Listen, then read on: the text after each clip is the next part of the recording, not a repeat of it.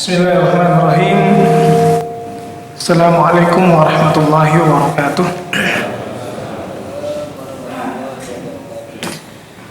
Alhamdulillahi rabbil alamin wa bihi nasta'in ala umurid dunya waddin. Wassalatu wassalamu ala asyrafil anbiya'i wal mursalin wa ala alihi wa sahbihi wa man tabi'ahum bi ihsan ila yaumil din.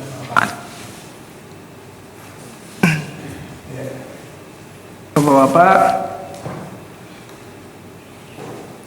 ma'asyiral muslimin rahimani wa rahimakumullah jami'an. Seperti tadi yang disampaikan oleh Pak Yanto ya, bahwa apa yang tadi sudah kita jelaskan itu dari halaman 7. Tapi dari halaman 7 ini di belakang sebelah kanan. Salasa bab pertama. Bab yang kedua asluddin wa qaidatuh, fondasi agama. Kaidahnya. Bab yang ketiga syarat la ilaha illallah. Sekarang kita masuk bab yang keempat, dalil-dalilnya. Nah, kita coba dari sebelah kiri di halaman 14. Silakan dibuka di halaman 14 dari sebelah kiri. Tadi syarat la ilaha illallah ada berapa Bapak-bapak? 7. Yang pertama, yang kedua, yang ketiga, yang keempat, jujur, as-sidqu. Yang kelima, cinta. Yang keenam, tunduk. Yang ketujuh, menerima. Jadi kalau dari salah satu ini tidak terpenuhi, walaupun dia mengucapkan lafaz atau kalimat la ilaha illallah sejuta kali dalam sehari, itu tidak bermanfaat.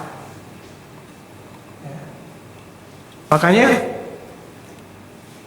yang 7 ini, di saat seseorang dia lafazkan la ilaha illallah, dia berzikir la ilaha illallah, la ilaha illallah, la ilaha illallah, dan terpenuhi syarat yang 7 ini bermanfaat. Lafaz yang dia ucapkan itu lebih berat dari 7 lapis langit beserta isinya dan 7 lapis bumi beserta isinya.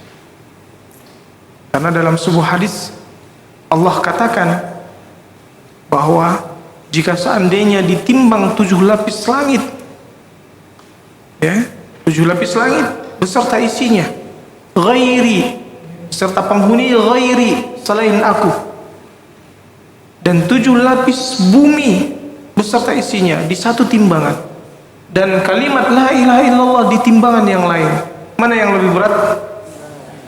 La rajahat bihinna la ilaha illallah. Dan jika kamu ingin mengetahui kapan level tertinggi dari keimanan, adalah saat kamu mengucapkan kalimat la ilaha illallah. Karena Rasulullah SAW mengatakan al-imanu bid'un wa sab'una syu'bah. Keimanan itu 70-an bagian, antara 73 sampai 79. Kalau dikatakan bid'un dalam bahasa Arab, berarti maknanya antara 3 sampai 9. Jadi keimanan itu ada tingkatan-tingkatannya.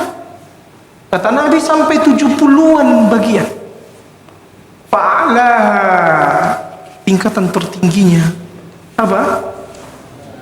Qaulu la ilaha illallah. Maka jika kau ingin mengetahui kapan level keimanan tertinggimu, itu saat kamu mengucapkan la ilaha, tapi terpenuhi rukun dan syaratnya. Ini yang terpenting. Sekarang kita akan bacakan syarat-syarat ini dari mana? Kesimpulan para ulama, mereka simpulkan, sehingga mereka simpulkan ada 7.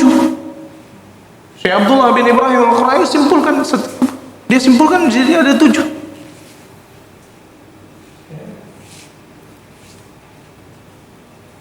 Beberapa ulama yang lain ada yang menyimpulkan 8. Ditambahkan al-kufru bit-taghut, syaratnya adalah kufur terhadap tauhid yang kedelapan. Kenapa terjadi perbedaan kesimpulan? Ya, saya ingin memudahkan pemahaman bapak-bapak. Saya jelaskan contohnya. Saya menyampaikan materi, kemudian bapak mencatat. Ada 3 orang. Kira-kira kesimpulan yang bapak catat beda nggak dengan yang? Yang ini beda nggak dengan? Padahal materinya satu. Maka begitulah para ulama. Materinya satu, Al-Quran, Sunnah. Mereka belajar penjelasan dari para sahabat. Dari situ, karena mereka menghafal Al-Quran, mengetahui tafsir-tafsirnya, menghafalkan ratusan ribu hadis, maka mereka simpulkan dari ilmu yang mereka ketahui, mereka dapat simpulkan bahwa syarat la ilaha illallah ada 7. Yang lain mengatakan ada 8. Dan tidak ada pertentangan. Yang mengatakan 8 dia tambahkan dengan al-kufru, kufur terhadap tauhid.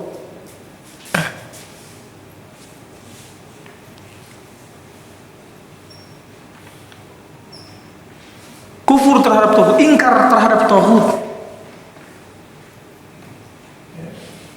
Maka yang mengatakan nomor 8 ingkar kepada tauhid. Yang mengatakan 7 ini sudah masuk di sini.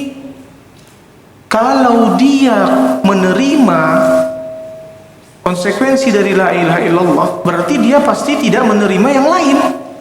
Berarti dia ingkar kepada yang lain. Jadi nggak perlu lagi disebutkan 8, cukup 7 saja.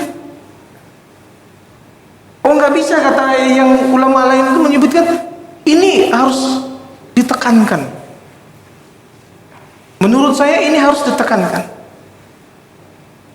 Jadi hanya perbedaan sudut pandang saja. Terkadang tukang nih bengkel, antum mau pengen benerin motor, datang ke tukang bengkel, Pak ini coba dicek dulu kerusakannya ada berapa. Oh dilihat dulu, tiga nih yang rusak ini ada 3 nih Pak. Di sini. Banyak banget. Pindah bengkel lain. Pak coba dicek dulu kerusakannya. Cuma 2 Pak. Ini mana yang benar nih? Sini bilang 3, sini 2. Karena dia wali kotanya di situ, dipanggil sini dulu tukang bengkel nih. Kalian nggak boleh nipu nih. Sebenarnya mana yang benar? Datang yang bilang ini 2 Pak, yang rusak sebenarnya ini sama ini. Yang bilang ini juga rusak. Yang mengatakan yang 2, oh ini Pak, kalau ini udah dibenerin sebenarnya ini udah nggak ngaruh, nggak apa-apa. Yang ketiga bilang enggak, ini juga penting biar maksimal. Paham nggak perbedaannya? Sama-sama ahli motor, tapi mereka berbeda sudut pandang dengan motor tersebut. Nah, ulama pun terkadang perbedaan sudut pandang itulah yang membuat perbedaan, padahal hasilnya sama. Nah, pada intinya ini kita sebutkan untuk yang 7 ini. Jadi kalau ada yang bertanya ini dari mana, kok bisa ada 7 syarat la ilaha illallah, seperti rukun salat, syarat salat, mana ada hadisnya langsung mengatakan arkanus salati 14, rukun salat 14, itu nggak ada hadisnya. Tapi dari setiap rukun ada dalilnya. Dari setiap rukun ada dalil. Makanya begitu pun seperti ini.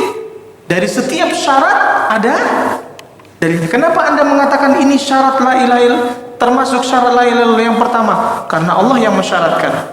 Yang pertama lihat, Allah katakan fa'lam annahu la ilaha illallah. Allah katakan fa'lam annahu la ilaha illallah. Ini dalilnya. Allah awali dengan kata fa'lam, ilmuilah bahwa tidak ada yang berhak disembah selain Allah. Allah mensyaratkan untuk mengilmui terlebih dahulu sebelum mengucapkan. Makanya kenapa? Oh, berarti syarat yang pertama ilmu. Karena Allah sendiri yang menyebutkan bahwa Di sini harus Bahkan di dalam hadis B dari As-Sunnah di halaman 15, man mata wa huwa ya'lamu annahu la ilaha illallah dakhala al-jannah. Barang siapa yang meninggal dan dia mengilmui bahwa tidak ada yang berhak disembah selain Allah, maka dia akan masuk surga. Rasulullah syaratkan bahwa la ilaha illallah yang dia ucapkan harus dia bermanfaat, bisa memasukkan dia ke dalam surga, harus disertai ilmu. Syaratnya harus dia ilmui. Bisa dipahami? Yang kedua, yakin. Kita tidak sebutkan semua dalilnya ya, tapi yang langsung biar antum tahu. Di halaman 17 dalil yakin, hadis Nabi SAW, man lakita min wara'i hadal haid, barang siapa yang kau temui di balik tembok ini, yashhadu an la ilaha illallah, bersaksi bahwa tidak ada sesembahan yang berhak diibadahi selain Allah, mustaiqinan biha qalbuh, yakin di dalam hatinya. Ingat, syaratnya kata Nabi apa? Yakin. Dia mengucapkan la ilaha illallah disertai apa? Keyakinan. Fabashshirhu bil jannah, maka kabarkan baginya surga. Kapan bermanfaat ucapan la ilaha illallah di sini kata Nabi? Harus disertai dengan keyakinan, keikhlasan. Di halaman 18, as'adun nasi bisyafaati, kata Nabi SAW, B, bagian B, orang yang paling berbahagia mendapatkan syafaatku, man qala la ilaha illallah, barang siapa yang mengucapkan la ilaha illallah khalisan min qalbih atau nafsih, dengan syarat kata Nabi apa? Ikhlas dari lubuk hatinya atau dari diri. Yang mensyaratkan bahwa keikhlasan itulah yang mensyaratkan bahwa la ilaha illallah itu harus diucapkan dengan ikhlas siapa? Rasulullah. Makanya kenapa beliau sebutkan di sini yang ketiga adalah ikhlas. Yang keempat, jujur. Ini di halaman 21. Hadis dalil dari As-Sunnah. Sabda Nabi SAW, ma min ahadin, tidak seorang pun, yashhadu an la ilaha illallah wa anna muhammadar rasulullah, yang bersaksi bahwa tidak ada yang berhak disembah selain Allah dan bahwa Muhammad adalah hamba dan utusan Allah, sadiqan min qalbi, jujur dari hatinya. Ketika dia mengucapkan la ilaha illallah tadi dan anna muhammadan abduhu wa rasuluhu itu tadi apa? Dengan syarat apa? Jujur. Illa harramahullahu 'alan nar, kecuali Allah akan haramkan baginya neraka. Siapapun itu yang mengucapkan kalimat la ilaha illallah disertai dengan jujur, dengan syarat jujur, maka haram baginya neraka. Berarti apa? Masuk surga.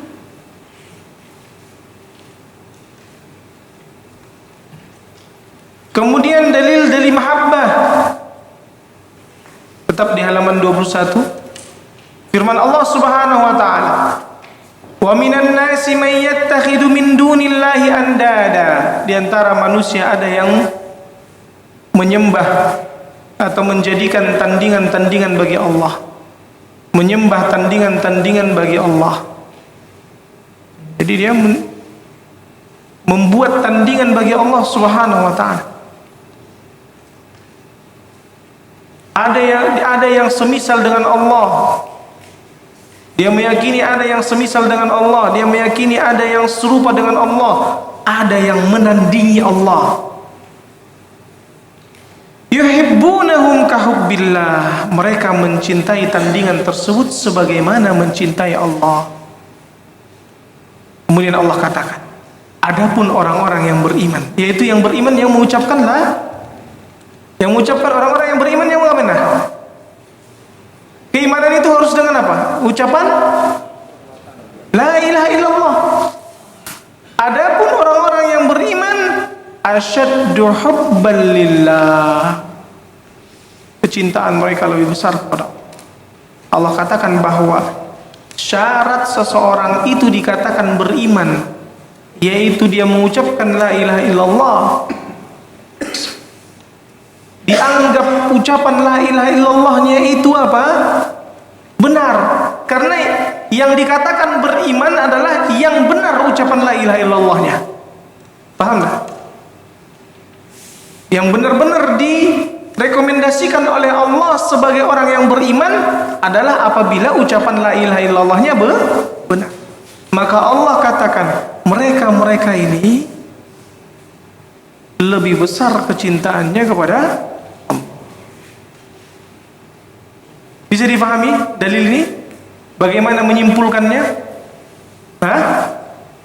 Kalau di situ tidak ada kalimat man qala la ilaha illallah, karena keimanan itu adalah ucapan la ilaha illallah. Allah katakan bahwa dia termasuk bagian dari orang-orang yang beriman jika dibarengi dengan kecintaan yang paling besar kepada Allah. Yang keenam, dalil dari ingkiyat, tunduk. Allah Subhanahu wa taala berfirman di halaman 23 di atas, wa anibu ila rabbikum, dan kembalilah kalian kepada Rabb kalian. Wa aslimu lahu, dan berserah dirilah kepadanya. Berserah diri itu maknanya sama dengan tunduk, dan tunduklah kepadanya. Al-Islam, al-inqiyat, sama maknanya.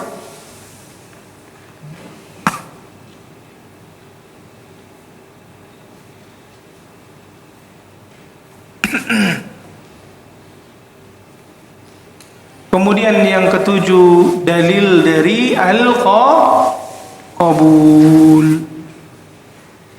halaman 26. Firman Allah Subhanahu wa taala, innahum kanu idza qila lahum la ilaha illallah yastakbirun. Sungguhnya mereka orang-orang kafir itu, jika dikatakan kepada mereka ucapkanlah la ilaha illallah, mereka sombong. Apa definisi sombong? Menolak kebenaran. Berarti dia ketika diucapkan kalimat la ilaha illallah, dia tidak terima. Makanya kenapa syarat dia terlepas atau terbebas dari golongan orang-orang kufar, orang-orang kafir, dia harus menerima la ilaha illallah. Lawannya, kebalikannya. Orang yang menolak kalimat la ilaha illallah dia kafir, maka yang menerima la ilaha illallah inilah yang benar-benar mukmin.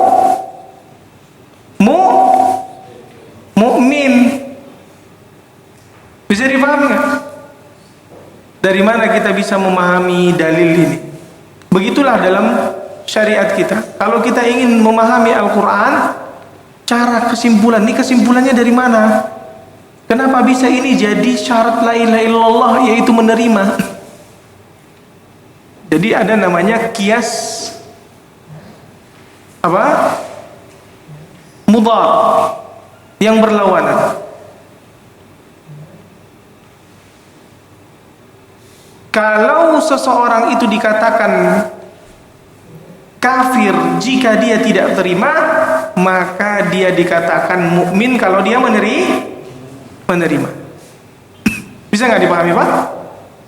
Sehingga dari sinilah disimpulkan oleh ulama bahwa syaratnya harus terima. Karena kalau nggak terima, masuk golongan orang kafir, nggak bermanfaat la ilaha illallahnya. Kapan bermanfaat la ilaha illallahnya? Kalau dia terima. Nah,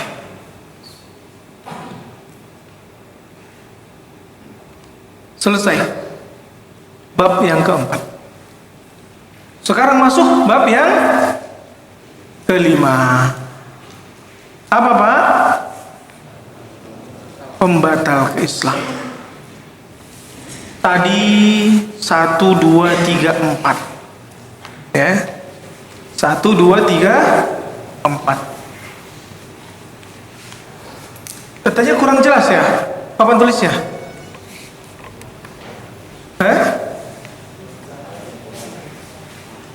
Kurang jelas Pak ya? Oh gitu. Jadi gimana saya buat?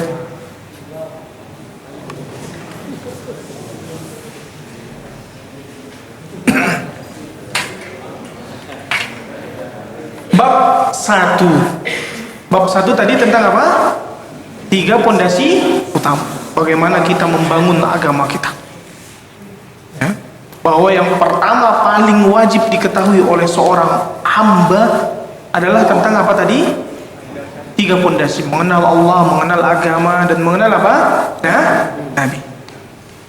Dia bangun pondasinya, sudah dia bangun. Tadi kita kalau pengen bangun rumah, kalau pengen bangun apa Pak? Rumah. Karena Nabi SAW ibaratkan bahwa ya agama kita ini seperti bangunan. Bunyal Islamu ala khamsin, kan gitu. Agama ini dibangun di atas 5 hal, kan gitu. Dia diibaratkan oleh Nabi SAW seperti apa? Bangunan. Begitu juga bangunan yang harus dibangun oleh setiap manusia di dalam dirinya sebagai seorang hamba. Bangunan yang harus dia bangun adalah yang pertama apa? 3 pondasi itu tadi. Mengenal Allah. Habis.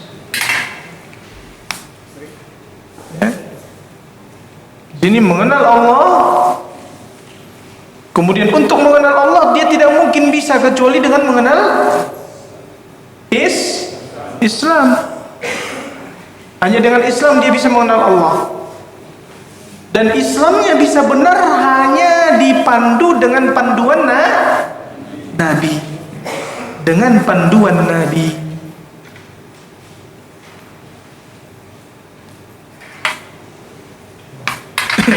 Kemudian terbangunlah bangunan ini. Ada pondasi. Setelah itu agamanya. Agama ini ya, dia bangun dulu ke atas. Agama yang harus dia bangun di dalam dirinya.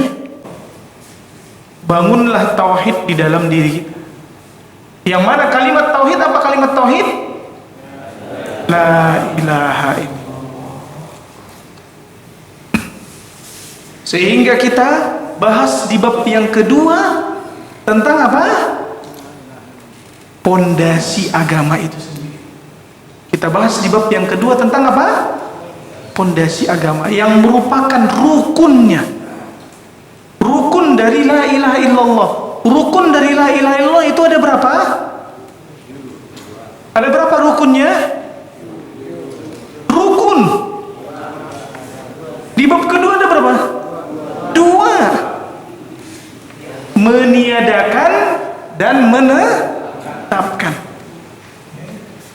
Meniadakan dan menetapkan.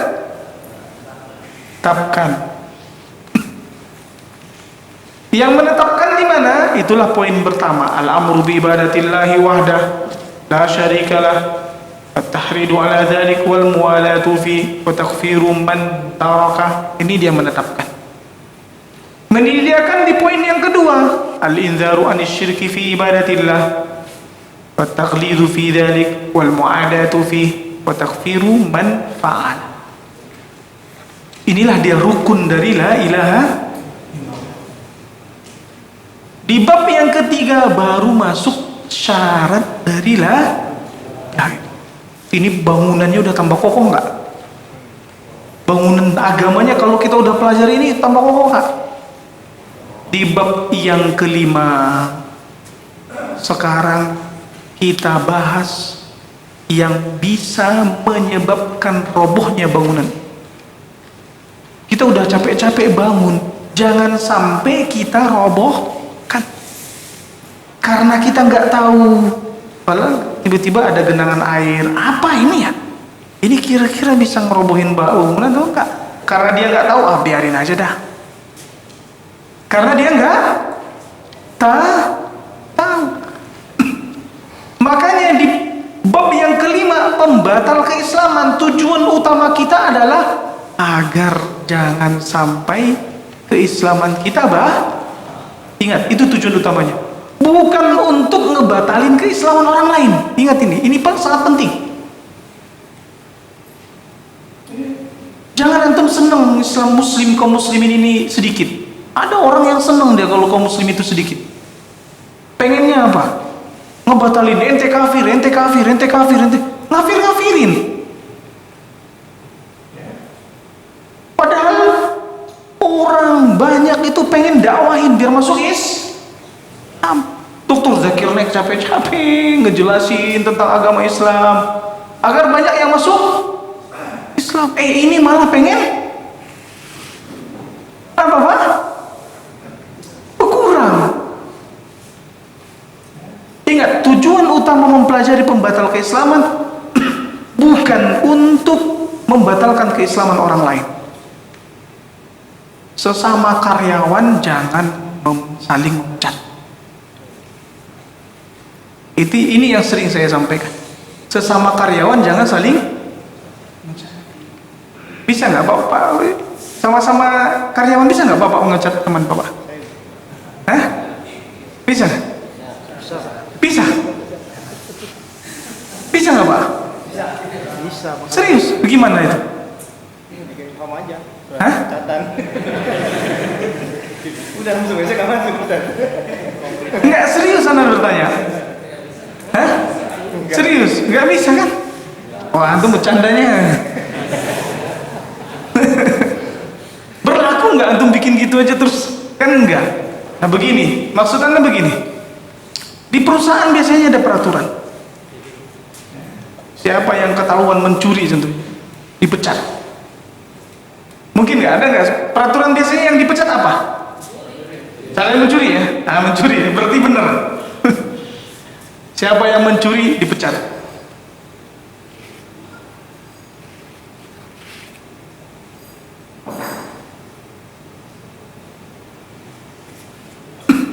Kemudian salah satu di antara antum, ini afwan, jangan contohnya di sini. Tapi ada antum lihat yang lain yang nggak ikut di sini. Yang lain nyuri. Terus antum lantas katakan, ente ketahuan mencuri, ente bukan lagi karyawan. Bisa nggak? Hah? Nah, kembalikan dulu ini ke asalnya. Tabayun dulu. Kita nggak bisa, walaupun peraturannya jelas. Yang mencuri pecat, ini peraturan. Tapi kalau antum melihat teman antum mencuri, bisa langsung antum pecat. Antum punya hak nggak? Nggak. Yang punya hak siapa? Pemilik perusahaan ya, atau mungkin yang diberikan wewenang oleh perusahaan. Siapa biasanya? Enggak, kalau di perusahaan siapa? Hah? HRD ya? Yang punya wewenang memecat apa? HRD ya? DKI? Enggak, serius. HRD. Anda bukan karyawan soalnya, jadi Anda harus tahu dari Anda. Yang memerintahkan atau yang memberikan wewenang bagi HRD untuk bisa memecat siapa? Pemilik perusahaan, Pak. Pemilik perusahaan. Maka sekarang kita berbicara tentang pembatal keislaman. Sesama kita itu tidak bisa membatalkan keislaman. Yang bisa membatalkan keislamannya adalah Al-Quran dan Sunnah. Allah Subhanahu wa ta'ala, dan Allah berikan wewenang kepada para ulama. Kalau kita gak punya kewenang, siapa kita? Sebelum saya jelaskan 10 pembatal keislaman, ada yang sudah hafal 10 pembatal keislaman? Tunjuk tangan, kasih hadiah. Ada hadiah nih, baru tadi diingetin. Nanti Ustaz kasih hadiah. Ada yang sudah hafal 10 pembatal keislaman? Hah? Enggak, 7 tangan aja langsung saya kasih hadiah walaupun bohong. Berarti belum ada. Di antara para ulama, kata Syekh Shalih Fauzan, ada yang menyebutkan 400 pembatal keislaman. Kalau yang 10 saja kamu belum hafal, modal kamu ngebatalin Islam orang lain apa? Kok sampai berani ngebatalin keislaman saudaramu? Apalagi jelang-jelang pemilu. Banyak yang munafik-munafikin. Serius, kemarin pemilu, waduh sedih anda baca. Gak diterima sholat lah, gak disolatkan di sini lah, gak di ini di situ lah. Yang ikut sono, sekarang lihat ketawa-ketawa mereka bareng. Kaum muslimin saling mengkafir-kafirkan. Kubu ini kafir, yang kubu itu kafir.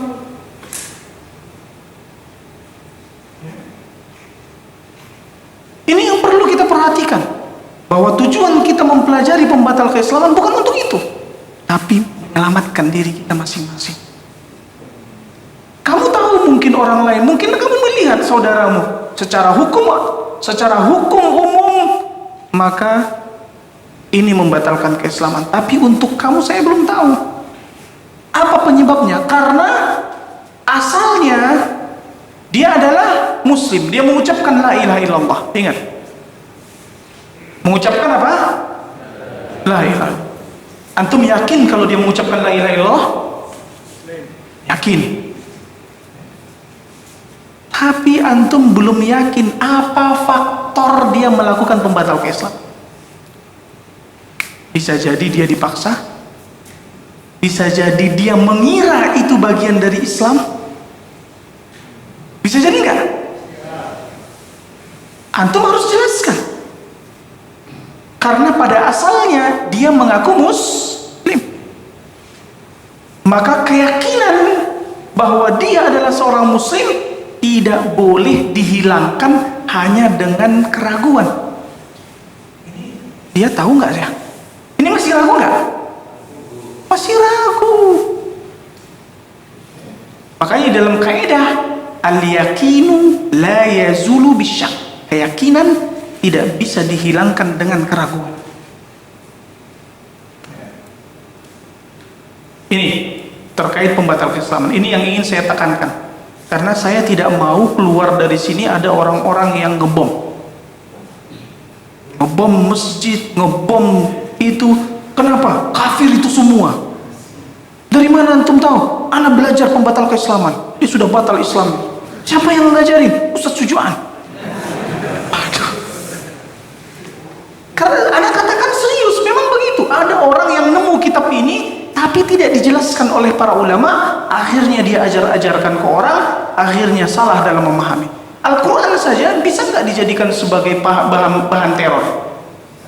Bisa. Al-Quran dibuat jadi bahan teror. Kesesatan-kesesatan banyak, apalagi hanya dari kesimpulan para ulama. Memang kesimpulan para ulama tentang pembatal keislaman dalilnya juga Al-Qur'an. Dalilnya dari mana? Al-Qur'an. Nah, ingat ya, sesama karyawan dilarang saling memecat. Kita kembali sekarang ke pembatal keislaman. Yang pertama,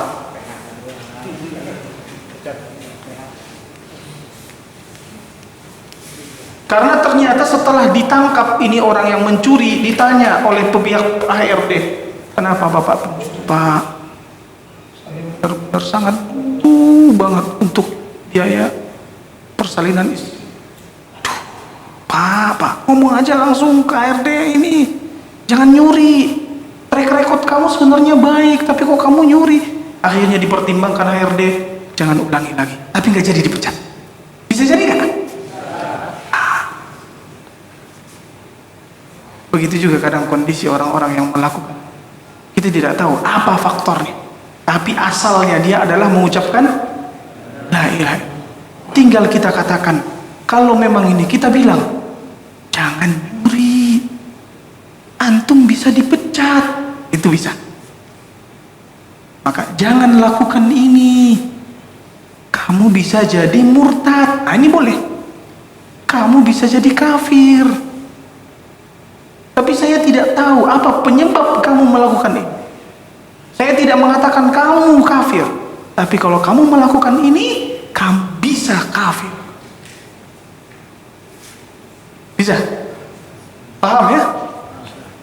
Kita hanya memberikan ancaman. Yang melakukan begini, kafir. Yang melakukan begini.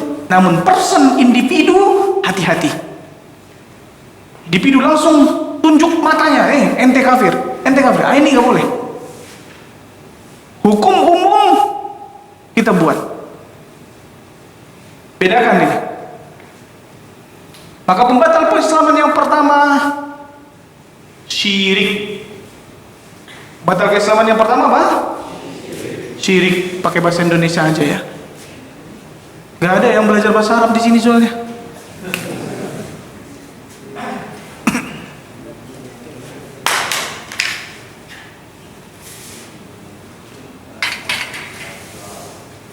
Dan syirik ini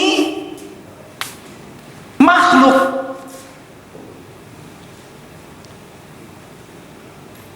Dia samakan dengan Allah. Jadi syirik itu adalah menyamakan makhluk dengan Allah. Dalam hal apa? Dalam perkara kekhususan Allah.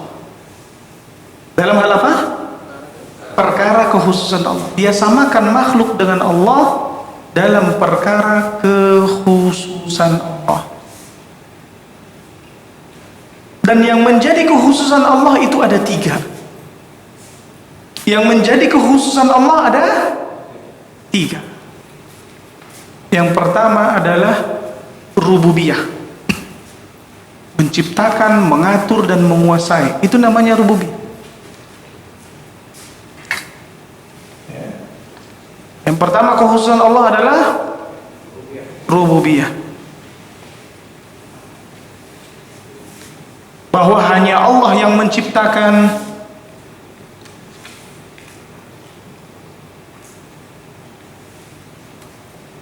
hanya Allah yang mengatur, hanya Allah yang menguasai. Ini 3 hal ini, yaitu berkaitan dengan perbuatan Allah. Ini semuanya perbuatan Allah.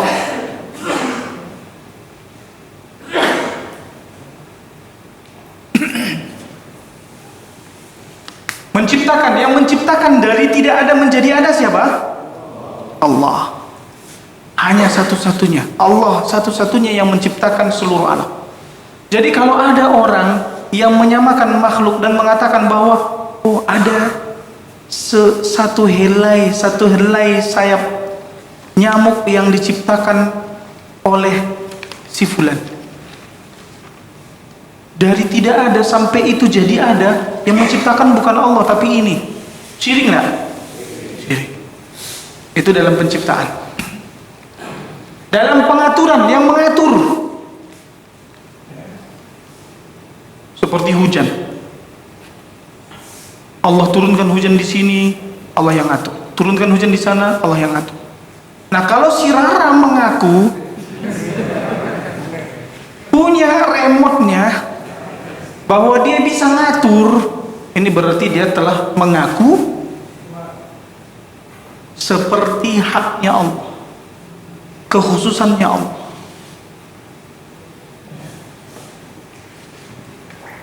Nah, dia harus bertobat dari perkataannya dia. Para dukun, para penyihir harus bertobat. Walaupun hukum asalnya mereka itu nggak dimintai taubat. Dalam syariat kita mereka itu tidak dimintai taubat, langsung tebas. Haddus sahiri darbuhu bisyayf, kata Rasulullah SAW. Hukuman bagi penyihir adalah langsung ditebas lehernya, tidak dimintai lagi taubat. Ngeri ya? Tapi tidak diterapkan di sini. Nah, ini seperti itu. Kemudian menguasai. Hanya Allah yang menguasai. Sejengkal di muka bumi ini, sejengkal ya, di muka bumi ini tidak ada, walaupun hanya sejengkal, tidak ada yang menguasai itu kecuali Allah. Jadi kalau seandainya ada yang meyakini bahwa Gunung Merapi ada penguasanya, sehingga Bah Marijan datang ke sana untuk meminta izin dari penguasa Gunung Merapi,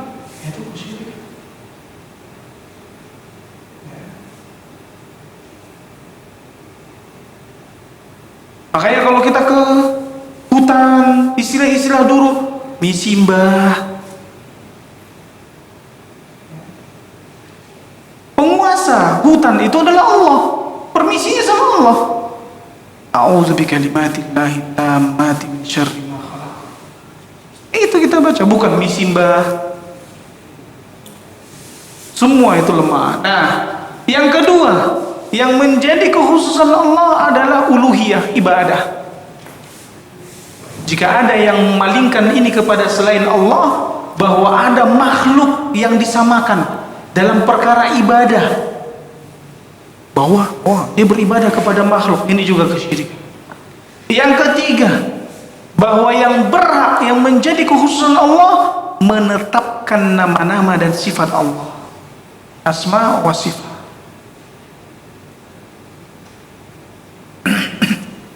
Itulah ya, sehingga paling banyaknya pelaku kesyirikan di bab ini, ibadah. Makanya di dalam kitab kita asyirku fil ibadah. Adapun di sini kebanyakan tidak. Bahkan orang-orang kufar pun mengaku bahwa ya, yang memberi rezeki kepada mereka, yang menciptakan mereka adalah Allah.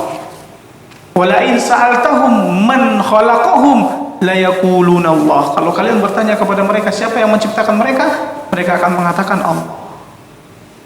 Nah, ini pembatal keislaman yang pertama. Nanti akan kita jelaskan lagi kesyirikan ini di bab yang ketujuh. Tapi nanti saya tidak akan panjang lagi karena sudah saya jelaskan di sini sedikit lebih panjang.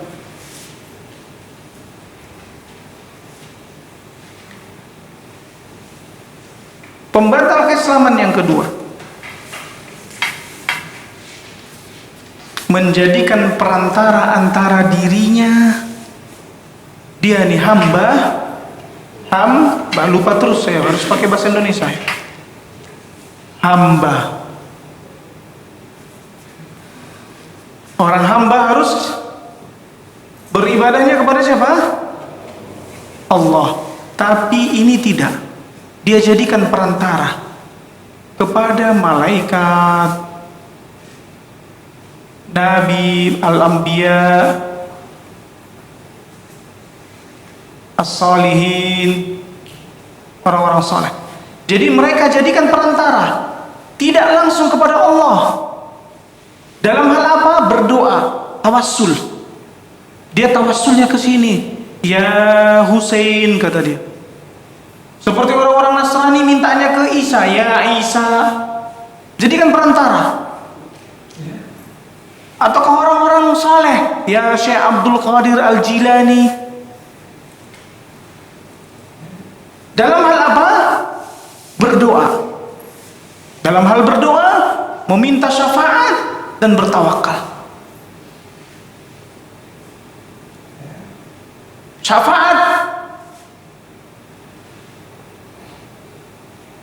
dia meminta ke sini, padahal syafaat itu semua milik Allah. Allah hanya memberikan, memperbolehkan ada beberapa yang diizinkan untuk memberi syafaat.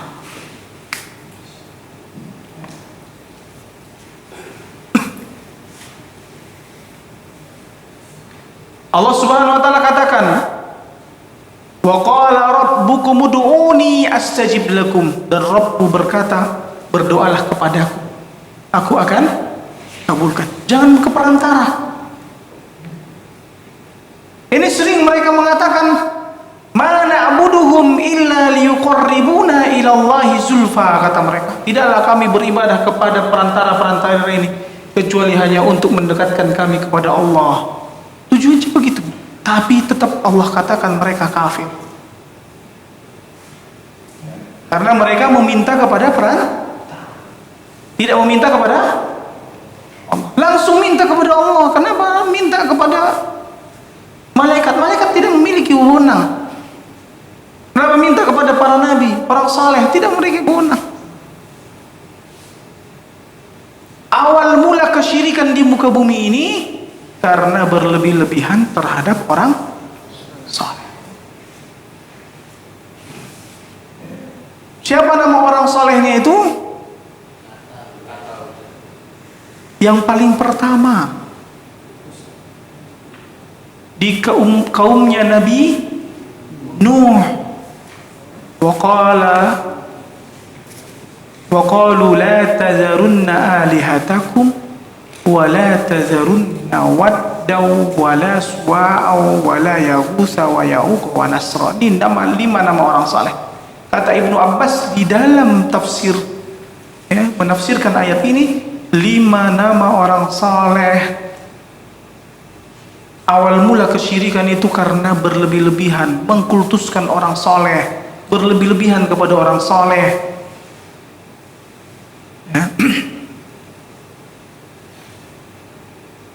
Meninggal mereka, ini awal mulanya. Meninggal yang 5 ini. Namanya siapa? Waddun, Suwa'un, Yaghusun, Ya'ukun, Nasrun. Ini 5 orang saleh meninggal. Di masjid itu biasanya mereka yang membuat ibadah-ibadah di sini, ramai, banyak orang yang memakmurkan masjid. Setelah meninggal mulai sepi. Meninggal 5 orang. Maka dari jamaah ini pun mengatakan, dibisikkan oleh syaitan, biar kalian semangat. Kasih tanda di tempat-tempat mereka dulu ibadah. Sebut tetap tancepin di situ. Anin sibu fi majalisihimul lati kanu 'alaiha. Yang dahulunya mereka ada di situ, maka dibuatlah, oh di sini dulu tempatnya si Waddun, di sini Suwa'un, dibuat dia gambarnya. Ditancepin di situ, dipajang. Sehingga kalau mereka lagi sholat, dia sholatnya kepada Allah, dia sholat kepada Allah, ibadah kepada Allah, tapi akan menambah semangatnya. Dia lihat, oh ini Waddun dulu orang saleh, ibadahnya. Tujuannya untuk apa? Untuk memotivasi mereka dalam meninggal bapaknya, datang anak yang baru, meninggal juga, datang yang nakal-nakal dulu nggak pernah ke masjid. Masjid udah sepi. Wah, dulu bapak saya itu rajin ke masjid. Maka dia buka pintu, dia datang. Wah, apa ini? Kok ada tancep-tancepin? Setan membisikkan, inilah dulu yang disembah oleh bapak-bapak kalian. Buatlah patung. Awal mulanya tidak disembah, hanya untuk apa?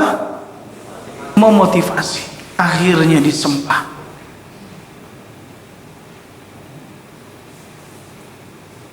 Makanya kenapa diharamkan memajang foto? Karena dengan memajang foto, nanti foto kakeknya kan, anaknya cerita, Bi, itu foto siapa? Oh, ini foto kakeknya Abi.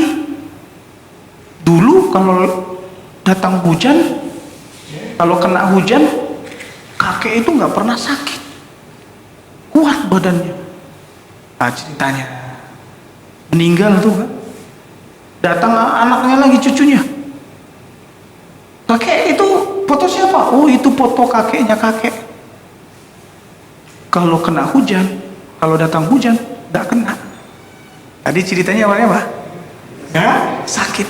Berubah karena pas dia dengerin, apa dulu ya yang diceritain sama kakek saya, kurang-kurang, tapi ingin membuat agar seakan-akan hebat kakek dia ini, dia bilang, kalau turun hujan, nggak kena.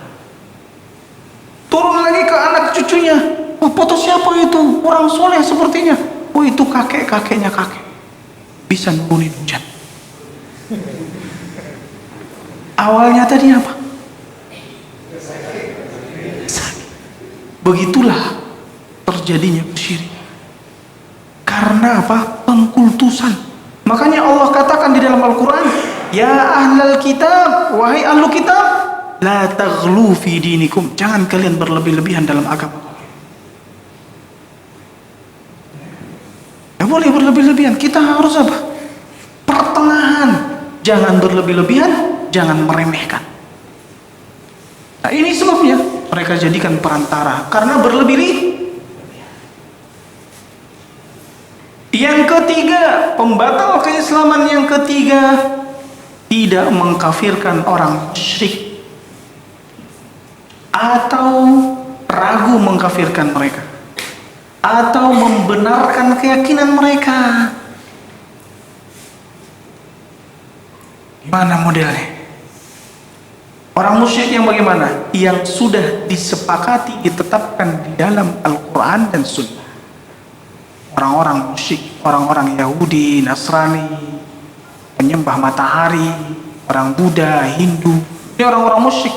Kalau ada orang Muslim, dia mengaku Muslim, menurut ente Messi kafir nggak? Wah, anak nggak bisa menghukumi. Nah, ini udah jelas-jelas kafir, dia nggak mau dia mengkafirkan. Paham nggak? Ini yang sudah jelas-jelas dikafirkan oleh Al-Quran dan Sunnah. Jangan yang masih meragukan, seperti yang tadi, dia Muslim, kemudian melakukan pembatal keislaman, lantas datang orang ini yang suka mengkafirkan. Wah, itu si fulan kafir. Kenapa ente kafirkan? Anda melihat kemarin dia melakukan begini. Wah, Anda nggak berani mengkafirkan. Oh, berarti ente juga kafir. Jadi banyaknya, dia senang kalau ada banyak orang kafir. Padahal vonis dia ini pun belum tentu benar-benar orang. Kenapa kita katakan demikian? Karena pernah kejadian di masa sahabat Mu'adz bin Jabal. Dia melihat di Syam orang-orang sujud ke pendeta-pendeta. Pulang dia ke Madinah, dia sujud ke Nabi. Sujud kepada selain Allah syirik. Sujud itu ibadah enggak? Orang yang sujud kepada, yang beribadah kepada selain Allah syirik enggak? Mu'adz, apakah langsung Nabi katakan, kafir ente Mu'adz? Senang nggak Nabi dengan kafirnya sahabat? Pengen langsung divonis? Agak. Nabi bilang, ya Mu'adz, kenapa kau berbuat seperti itu? Dia mengatakan, ya Rasulullah, aku melihat mereka menghormati pendeta-pendeta mereka dengan sujud. Aku merasa bahwa engkau lebih berhak untuk dihormati dengan sujud. Maka Nabi mengatakan, tidak boleh. Tidak boleh sujud kecuali hanya kepada Allah. Kalaupun aku diperkenankan untuk memerintahkan seseorang sujud kepada orang lain, maka aku akan perintahkan seorang istri sujud kepada suami. Dikafirkan gak sama Nabi? Tidak. Tapi ditegakkan dulu hujjah. Karena dia salah dalam memahami. Dan nanti ada kisah-kisah yang lain dari para sahabat yang mereka terjatuh dalam yang dianggap oleh sahabat yang lain sudah merupakan pembatal keislaman. Yang ketiga tadi, tidak mengkafirkan orang musyrik. Musyrik yang sudah jelas-jelas musyrik. Di dalam berdasarkan kitabullah, berdasarkan Al-Quran dan Sunnah. Atau ragu, menurut ente Fir'aun itu kafir nggak? Wah, anda nggak bisa. Nggak bisa menghukum yang nama ragu. Udah jelas Abu Lahab. Makanya kan kadang ada yang mengatakan bahwa iblis itu katanya orang-orang, sebagian orang-orang sufi seperti Ibnu Arabi, dia mengatakan bahwa iblis lebih bertauhid dibandingkan manusia karena dia tidak mau sujud kecuali hanya kepada Allah. Filsafat, benar nggak? Dia lebih bertauhid. Siapa yang bisa membantah? Jangan keluar lagi dari orang-orang liberal di sini. Hah?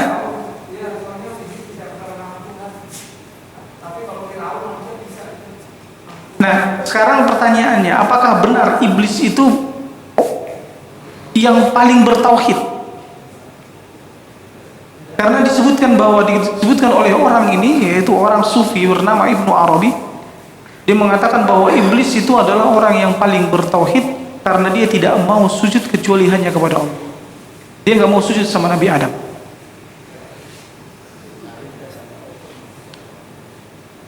Kalaulah dia bertauhid, harusnya dia melaksanakan perintah Allah.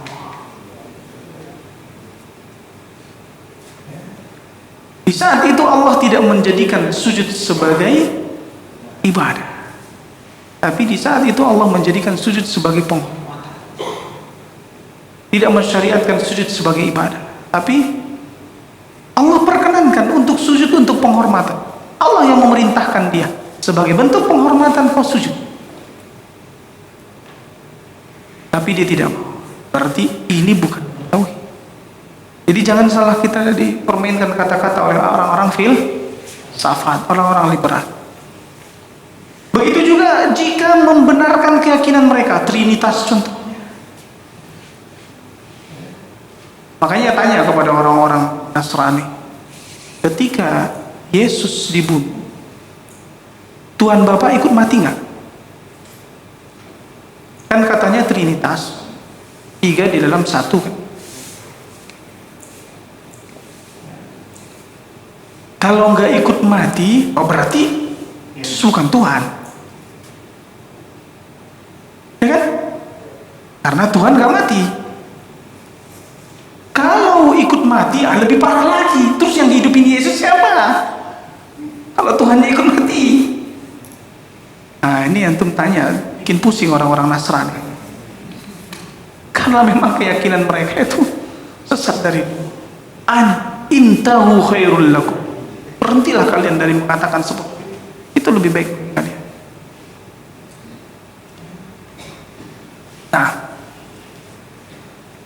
di keyakinan-keyakinan, doktrin-doktrinnya orang-orang musyrikin itu juga tidak boleh dibenarkan. Ini pembatal keislaman yang keempat. Barang siapa yang berkeyakinan ada hukum yang lebih baik dari hukumnya Nabi, atau ada hidayah petunjuk yang lebih baik dari petunjuknya Nabi, ini pembatal keislaman yang keberapa? Permasalahan hukum. Ini kita kan di hukumnya.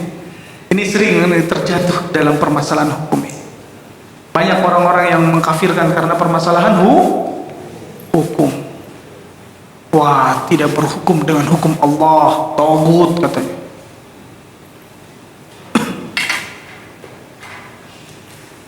Ya.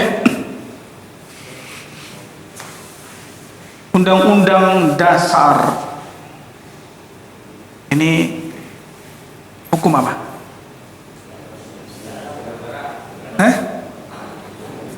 Ya, hukum Allah apa hukum manusia?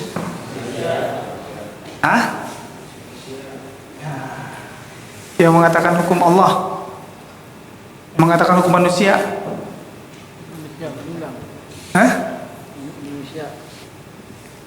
Baik.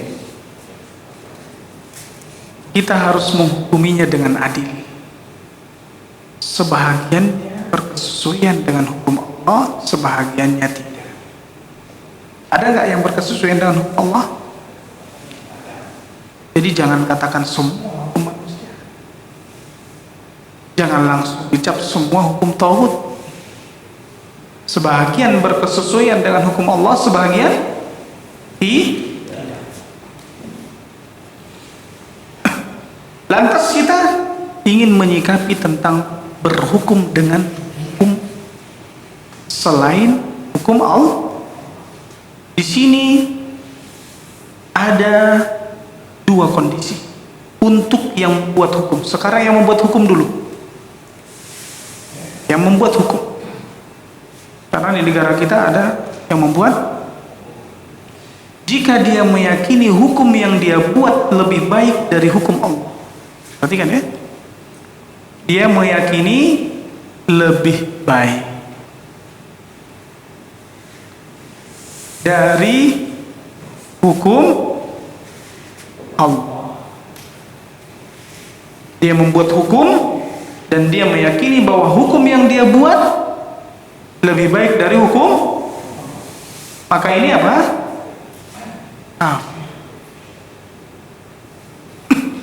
Makanya di dalam kitab kita nggak ada perinciannya kan? Sekali ini langsung, oh berarti kafir semua Indonesia nih, karena ini yang nggak belajar itu, karena nggak punya Tapi ada yang kedua, dia membuat hukum. Yang kedua, yang pertama, dan dia meyakini bahwa hukum Allah lebih baik. Dia buat hukum, tapi tetap dia meyakini bahwa hukum Allah lebih baik. Hukum Allah lebih baik.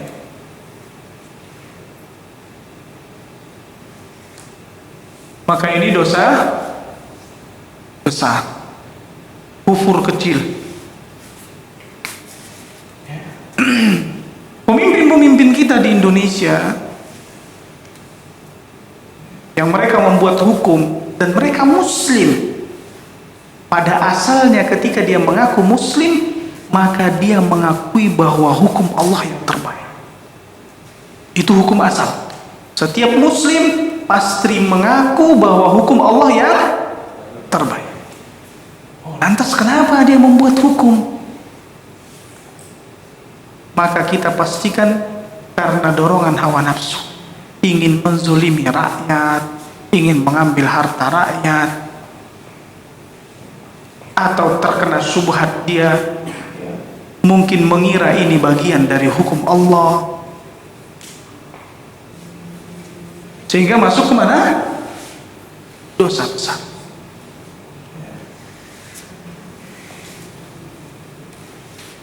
Adapun yang berhukum, perinciannya ada 3.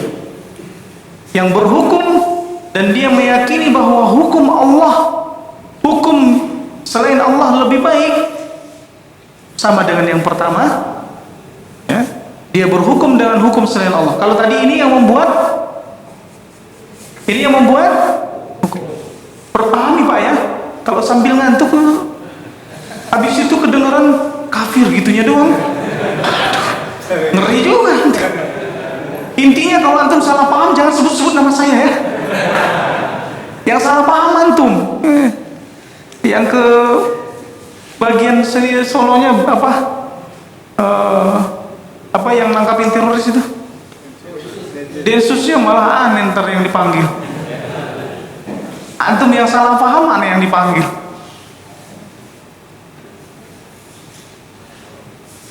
Kita nggak pernah menghukumi pemerintah kita kafir, tapi kita akui ada kezaliman dan kita doakan semoga Allah memperbaiki mereka.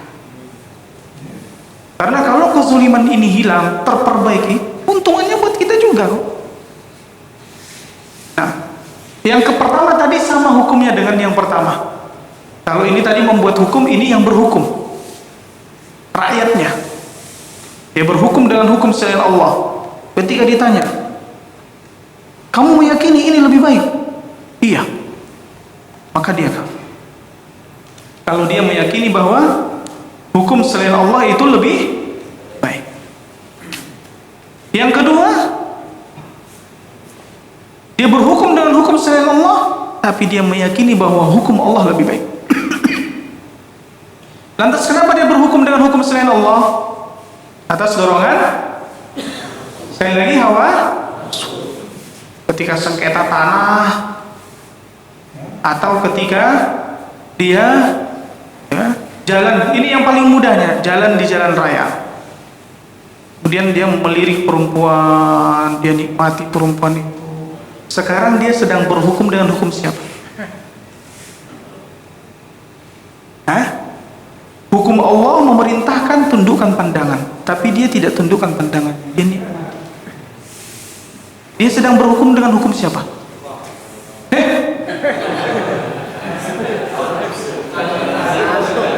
Ngelihat perempuan di jalanan masa hukum Allah? Berarti nggak paham tadi pertanyaan saya. Di jalanan, masa bini antum di jalanan, di rumah antum gitu. Ngeles gitu Pak. Perempuan yang ajnabiyah, maknanya perempuan asing di luaran ya, berpakaian telanjang tapi dia nikmatin, atau di HP-nya lah biar mudah, kesendirian nonton porno, dia nonton porno. Hukum agama Islam memerintahkan, boleh nggak? Jadi dia melaksanakan hukum siapa? Hukum manusia. Hukum-hukum di sana itu ada yang memperbolehkan. Tapi dia tahu nggak kalau mana yang lebih baik, tundukin pandangan atau melihat? Saat dia menikmati itu, dia tahu nggak? Hah? Dia tahu nggak kalau itu buruk? Tahu. Dia akui nggak kalau dia dalam keadaan berdosa? Inilah dia kondisinya. Berhukum dengan hukum selain Allah, dan dia meyakini bahwa hukum Allah lebih baik. Apa yang bagi harta warisan, dia nggak mau, karena dia perempuan. Wah, saya bagiannya setengah. Enggak, bagi rata banget ya. Nah, agama kita merintahkan laki-laki dapat 2. Enggak, saya juga banyak nih, pengen beli itu, bagi rata katanya. Tapi kamu yakin hukum Allah lebih baik? Iya yakin, tapi saya juga butuh duit. Ini berarti bukan karena dia langgar, bukan karena dia tentang, tapi karena dia terdorong hawa nafsu. Maka ini dosa besar. Berhukum dengan hukum selain Allah karena dorongan hawa nafsu. Yang ketiga, berhukum dengan hukum selain Allah dalam kondisi darurat, memilih mudarat yang lebih kecil. Ini harus ditulis. Atau enggak, antum rekaman kayak Walkman gitu atau apa gitu, kuat rekamannya kayak Imam Bukhari. Ya, berhukum dengan hukum selain Allah dalam posisi kondisi darurat. Mau nggak mau dia harus kerjakan. Dan dia mengambil mudarat yang lebih sedikit, karena dua-duanya dia dipilihkan dengan mudarat. Contohnya, bayar pajak. Punya motor semua nggak? Bayar pajak? Pajak hukum apa? Hukum Allah atau hukum manusia? Tapi kalau antum nggak bayar, motor antum yang disita. Atau antum nggak bisa kemana-mana, padahal antum butuh untuk cari maisha yang dia wajib. Saya enggak, udahlah, anak bayar. Dalam kondisi apa? Darurat, terpaksa. Dan antum ambil mudarat yang lebih sedikit daripada ya, di motor saya disita, mending saya bayar 2 juta atau 1 juta atau 500. Mudarat yang lebih sedikit. Maka ini hukumnya boleh, tidak berdosa. Ini berkaitan dengan apa? Pembatal keislaman yang keempat. Yang kelima, berapa menit lagi? Cepet banget ya. Siapa yang mau baca? Aku capek juga diri. Siapa yang mau baca yang kelima? Gantian.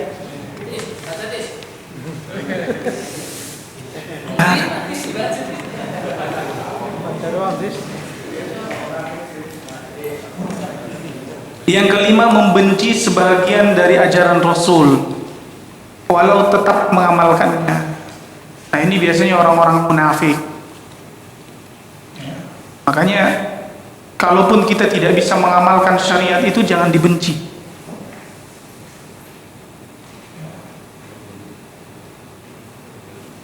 Ada yang dia ada hukumnya sunnah, tapi mengatakan kan cuma sunnah. Sering kita mendengar orang-orang yang mengaku ahlus sunnah, tapi mereka sering mengucapkan kan cuma sunnah. Harusnya kalau ahlus sunnah semangat mengamalkan sunnah. Kalaupun dia tidak mampu mengamalkan sunnah, ya diam. Nah, ini memang tidak sampai level membenci. Nah, kalau sampai level membenci, ini bahaya. Ini benci banget lihat orang-orang berjilbab. Ini. Tapi kamu jilbaban, disuruh ini mah, kalau enggak udah cepat aja nih. dia mengamalkan, tapi dia benci. Nah, ini pembatal Islam. Yang keenam, mengejek sebahagian ajaran Nabi, atau mengejek pahalanya, mengejek siksanya, siksa Allah, pahala Allah, atau siksaan Allah, dianggap remeh siksaan Allah.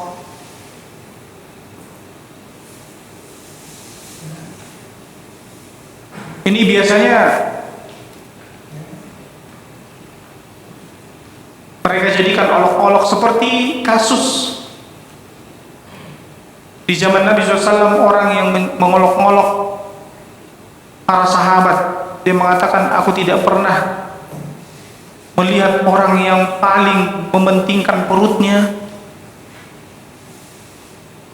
yang paling penakut ketika bertemu dengan musuh, yang paling pendusta ucapannya dibandingkan para penghafal Quran.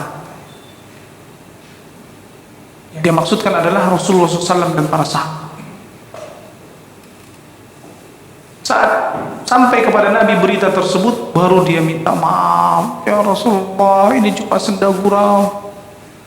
Turunlah ayat, qul abillahi wa ayati wa rasulihi kuntum tastahzi'un. Apakah Allah, ayat-ayat Allah, Rasulnya kalian jadikan bahan ejek-ejekan, bahan olok-olokan? La ta'tadiru qad kafartum ba'da imanikum. Tidak ada uzur bagi kalian, kalian telah kafir setelah beriman. Kadang ada orang yang mengamalkan syariat Islam, terus dia ejek, dia olok-olok dengan perditan mata, atau jenggot kambing nih, jenggot kambing.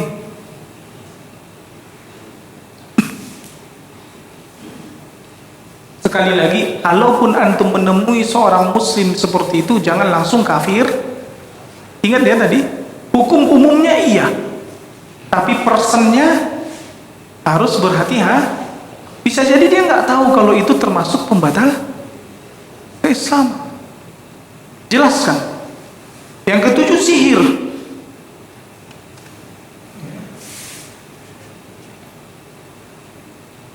Ini termasuk pembatal Islam. Sihir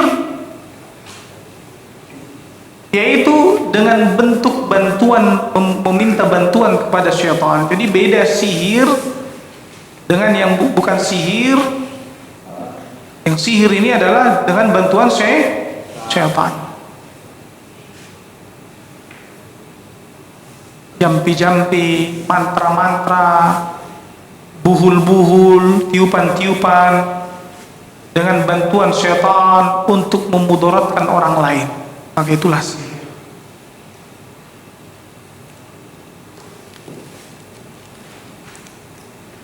Termasuk pembatal Islam. Allah yang mengatakan,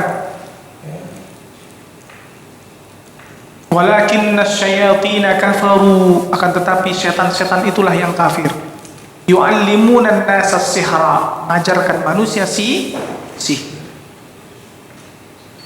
Yang kedelapan, membantu dan menolong orang-orang musyrik untuk memerangi kaum muslimin.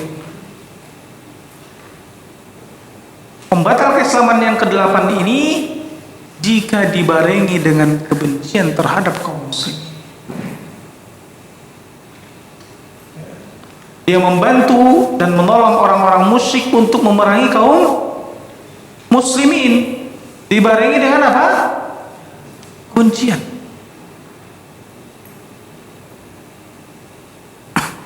Adapun jika dorongan hawa nafsu, maka tidak membatalkan keislaman, namun termasuk dosa besar. Pernah terjadi di masa Nabi SAW, Hatib bin Abi Balta'ah, seorang sahabat bernama Hatib bin Abi Balta'ah. Dia mengirim surat ke orang-orang Quraisy bahwa memberitahukan bahwa Nabi SAW akan membebaskan kota Makkah, Fathu Makkah. Ini sangat berbahaya karena bisa masuk kategori apa? Membantu kaum musyrik. Kalau mereka sampai tahu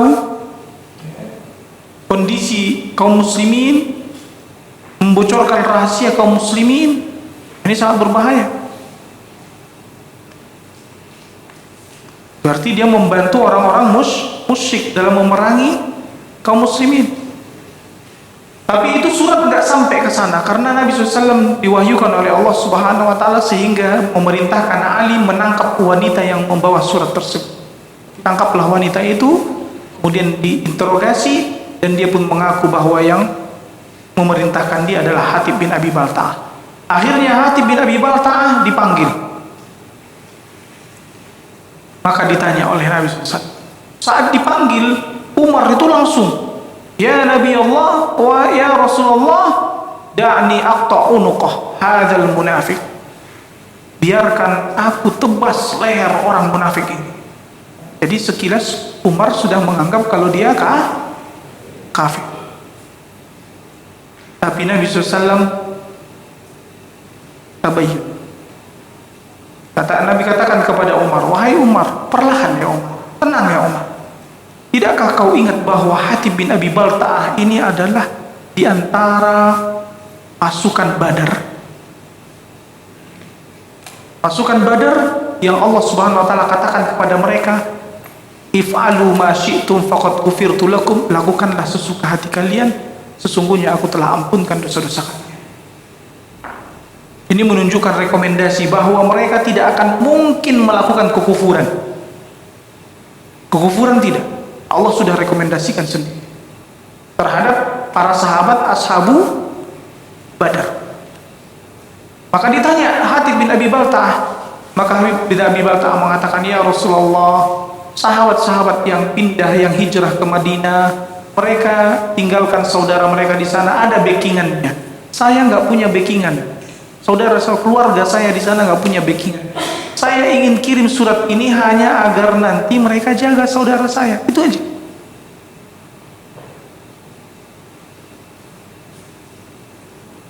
Namun bisa berakibat fatal. Yang kesembilan, meyakini bahwa sebahagian orang diperbolehkan keluar dari syariat Nabi Muhammad sebagaimana Nabi Khidir diperbolehkan keluar dari syariat Nabi Musa. Jadi mereka mengatakan, ini biasanya orang-orang sufi. Orang-orang sufi, tingkatan agamanya mereka itu 4. Yang pertama syariah. Mereka mengatakan, syariah ini yang belajar-belajar agama kalian ini masih level syariah. Baru masuk thariqah.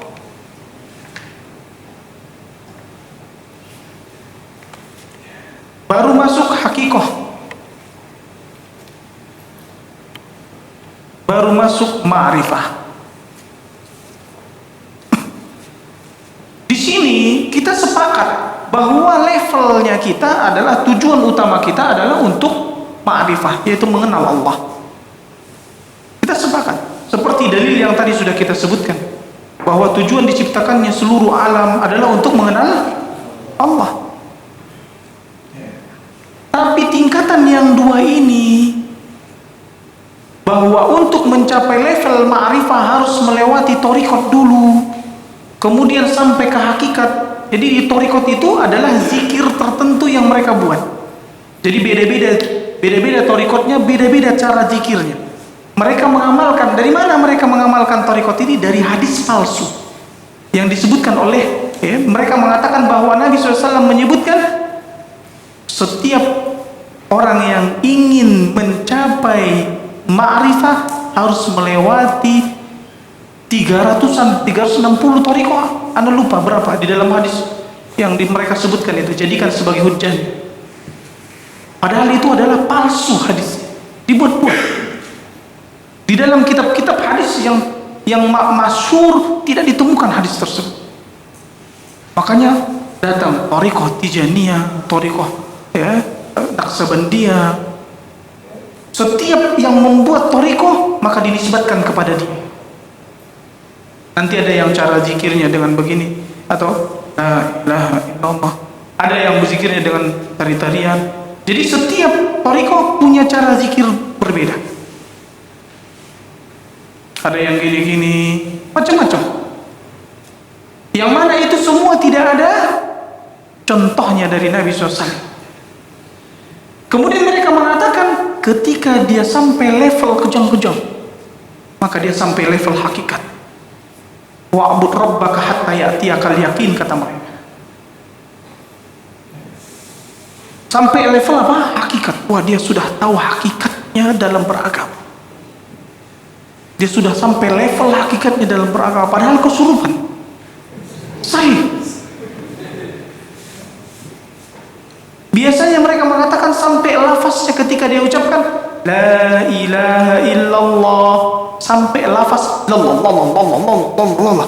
Kalau udah lafaz lallah, sebenarnya kalau kita dengar lallah, tidak ada Allah, tidak ada Allah. Coba.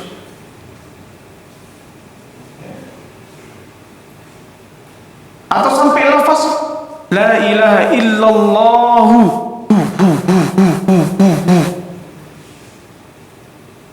Di sampai mereka mengatakan kalau sudah sampai sini, nah itu sudah sampai level. Yang mana ini level mursyid mereka. Level mursyid itu dia bikin tarikat di kampung saya banyak, kayak kelambu di Sumatera. Nanti masuk di dalam kelambu itu, Allahu a'lam. Oh, lama mereka di sana buat apa? Yang penting mereka katakan berzikir. Sebagian ada yang tidak sholat.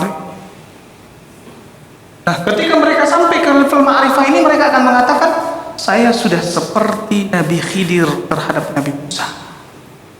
Maka sudah tidak melaksanakan. Kamu nggak sholat? Saya levelnya seperti Nabi Khidir. Maka saya tidak lagi melaksanakan syariat. Boleh dia mengawini siapa saja. Kadang mereka tujuannya itu. Dia tidak lagi melaksanakan syariat. Atau mereka mengatakan dia wali majzub. Wali majzub. Majzub itu nyeleneh.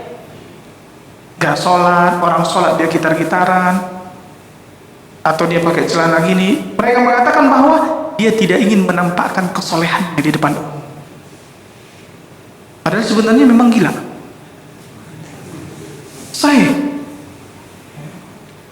bagaimana bisa sampai level seperti itu dikatakan wali Allah?